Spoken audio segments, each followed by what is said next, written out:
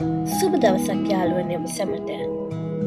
ධනාත්මක චින්තනය යනු ඕනෑම අභියෝගයක් වූ සිදුවීමක් ලෙස සුබවාදීව දෘෂ්ටිකෝණයකින් බැලීමේ මානසික හැඩගැස්මයි. එය හුදෙක් සතුටු සිටින් පමණක් නොව ගැටලු හමුවේ නොසැලී විසඳුම් සෙවීමේ ක්‍රියාවලියකි. පුද්ගලයෙකුගේ සාර්ථකත්වය තීරණය වන්නේ ඔහුගේ දක්ෂතාවයට වඩා ඔහු සිතන ආකාරය වන බව මනෝවිද්‍යාත්මකව පිළිගත් සත්‍යයක්. අපි දැන් බලමු මේ ධනාත්මක චින්තනයේ ඇති වැදගත්කම. මානසික හා කායික සෞඛ්‍ය. නිරන්තරයෙන් ධනාත්මක සිතන පුද්ගලයන්ගේ රුධිර පීඩන පාලනය වන අතර මානසික ආතතිය අවම වේ. යහපත් සිතුවිලි මගින් සිරුරේ ප්‍රතිශක්තිකරණ පද්ධතිය ශක්තිමත් වන බව සෞඛ්‍ය වෙබ් අඩවි පෙන්වා දෙනවා. ධනාත්මක චින්තනය ඇති අයෙකු ප්‍රශ්නයක් දකින්නේ තමාට ලැබුණු දඬුවමක් ලෙස නොව තමාට ඉගෙනීමට ලැබුණු අවස්ථාවක් ලෙසය. මෙය ආත්ම විශ්වාසය වර්ධනය කිරීමට ඉවහල් වෙනවා. සාර්ථක සම්බන්ධතා. සුබවාදී පුද්ගලයන් සමාජය සමග ගනුදෙනු කරන්නේ කෘතගුණ පූර්වකව සහ මෛත්‍රියෙන්. එම නිසා ඔවුන් වටා නිරතුරුවම උදව් උපකාර කරන පිරිසක් නිර්මාණය වෙනවා. අපි දැන් බලමු ධනාත්මක පුද්ගලයෙක් කියන්නේ කවුද කියලා. ධනාත්මක බව පුහුණුව ලබා ගත යුත්තකි. ඒ සඳහා දිනපතා තමාට ලැබී ඇති දේ ගැන ස්තුතිවන්ත වීම, ග්‍රැටිටියුඩ්, ධනාත්මක පුද්ගලයන් ඇසුරු කිරීම සහ කියවීම වැදගත් වෙනවා. අසාර්ථක වීම හමුවේ මට බැහැ යනුවෙන් පවසනවා වෙනුවට මම තවමත් ඉගෙන ගනිමින් සිටිනවා යනුවෙන් පැවසීමෙන් මානසික අධ්‍යාත්මික මාවතකට යොමු කළ හැකිය. ජීවිතය සෑම විටම රෝසමල් යහනාවක් නොවේ.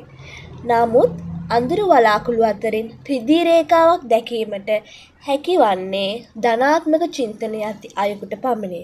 ඔබ සිතන ආකාරය වෙනස් කිරීමෙන් ඔබේ මුළු ලෝකයම වෙනස් කළ හැකි බව ඔබ දන්නවාද?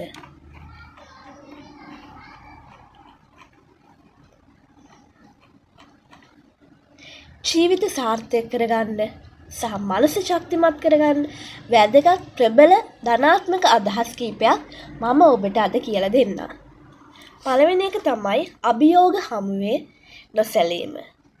ජීවිතය කියන්නේ හැමදාම එකම විදිහට ගලන ගඟක් නොවේ. ප්‍රශ්න කියන්නේ ඔබ වැටවීමට එන දේවල් නොවේ. ඔබ මීට වඩා මේ දැන් ඉන්න තත්ත්වයට වඩා තව තවත් ශක්තිමත් කරන්න ඔබට දෙන අවස්ථාවක් විදිහට හැම මොහොතෙම දකින්න. වර්තමානයේ තුල ජීවත් වන්න. අතීතය ගැන පසුතැවෙන්න එපා. මොකද දැන් ඒක වෙලා ඉවරයිනේ. අනාගතය ගැන බය වෙන්න එපා. ඒක තවමත් ඇවිත් නැහැ. ඔබ සතු එකම වටිනා දේ වර්තමානයේ පමණයි. අද දවස උපරිමයෙන් ප්‍රයෝජනයට ගන්න.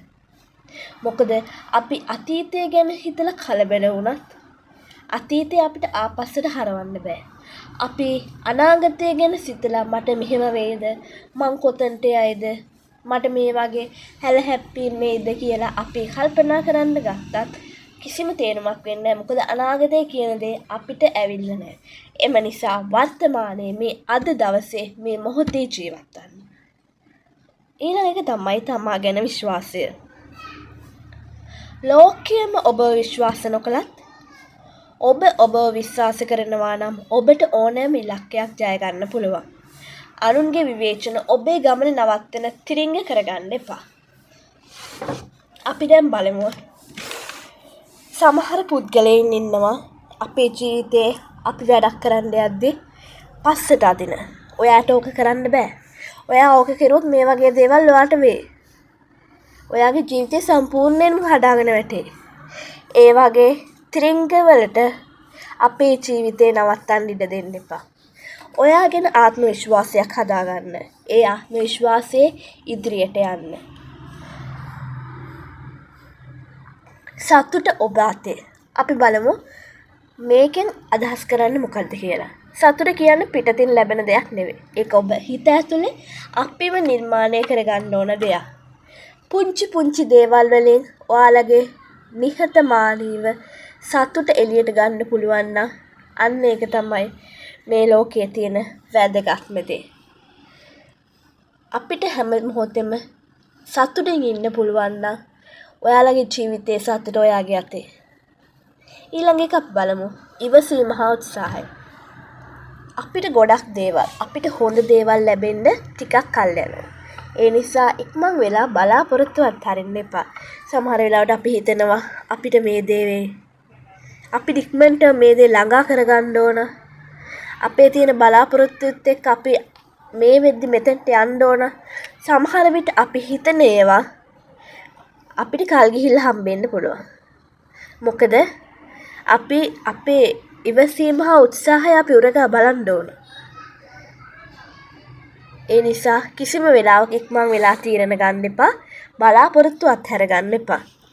සාර්ථකත්වයේ රහස තමයි නොසලස්නා උත්සාහය සහ ඉවසීම.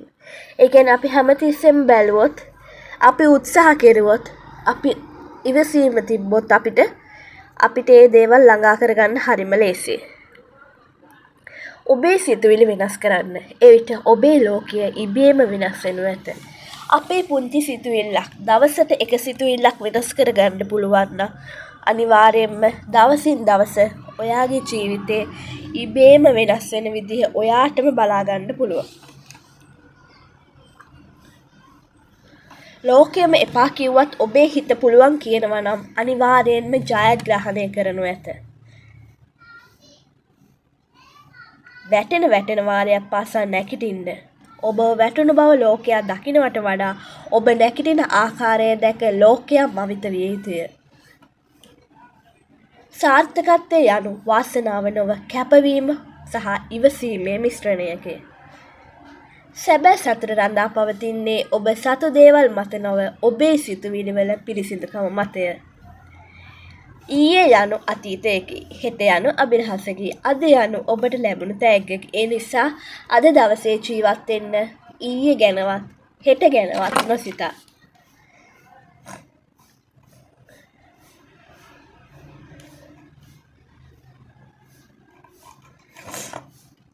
අපි දැන් බලමු කොහොමද ඔයාගේ ජීවිතය ඔයාට වටිනාකමක් දෙන්න කියලා. ඔයාටම වටිනාකමක් දෙන්න පටන් ගත්තම ඔයා කැමති විදිහේ ඔයාට ගැළපෙන විදිහේ වටිනාකමක් ඉබේටම නිර්මාණය වෙන්න ගන්නවා. When you start valuing yourself, the environment you desire and deserve begins to create itself around you. ඔයාට වටිනාකමක් දෙන්න පටන් ගත්තම ඔයා කැමති විදිහේ ඔයාට ගැළපෙන විදිහේ වටපිටාවක් ඉබේටම නිර්මාණය වෙන්න ගන්නවා. Believe in self. Believe in yourself. Work for your future. ඔබ විශ්වාස කරන්න. අනාගතය වෙනුවෙන් වැඩ කරන්න. Believe in self.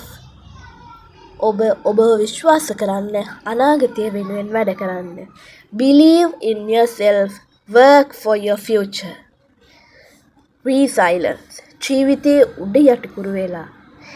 Even when life turns upside down, keep moving forward. Even when life turns upside down, keep moving forward. Past and present. අතීතයේ සිහිනයක් පමණයි. The past is only a dream. Focus on the present. The past is only a dream. Focus on the present.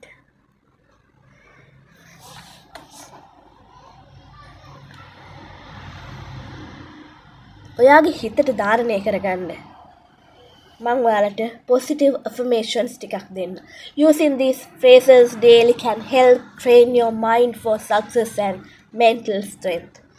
Self belief. මම මාව විශ්වාස කරනවා. I believe in myself. I believe in myself. Progress. මම දැන් ඉන්න තැනට වඩා ගොඩක් දුර ඇවිත් තියෙනවා.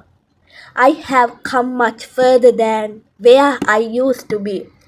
I have come much further than where I used to be. Resilience. මට ඕනෑම අභියෝගයකට මුහුණ දෙන්න පුළුවන්. I can face any challenge. I can face any challenge. Growth. අද මම ඊයට වඩා හොඳ කෙනෙක් වෙනවා. අද මම ඊයට වඩා හොඳ කෙනෙක් වෙනවා. Today I will be better person than I was yesterday. Today I will be better person than I was yesterday. Courage. මම උත්සාහ කරපු එක ගැන මම ආඩම්බර වෙනවා. අපේ ජීවිතේ අපි උත්සාහ කරන්න ඕන. හැම මොහොතකම අපි උත්සාහ කරන්න ඕන. I am proud of myself for trying. I am proud of myself for trying. ඉතින් ඔයාලට පුළුවන් නම් ඔයාලගේ මයින්ඩ් එක සිත පාලනය කරගෙන ෆියුචර් ෆෝකස් වලට වැඩ කරන්න. ඒකෙන් එන ආන්සර් එක ඔයාලට ළඟදීම බලා ගන්න පුළුවන්. ඉතින් මාත් එක්ක රැඳී සිටිය මේ මගේ වටිනා අදහස් ටිකට සවන් දුන්න ඔයාලට ගොඩාක් ස්තුතියි.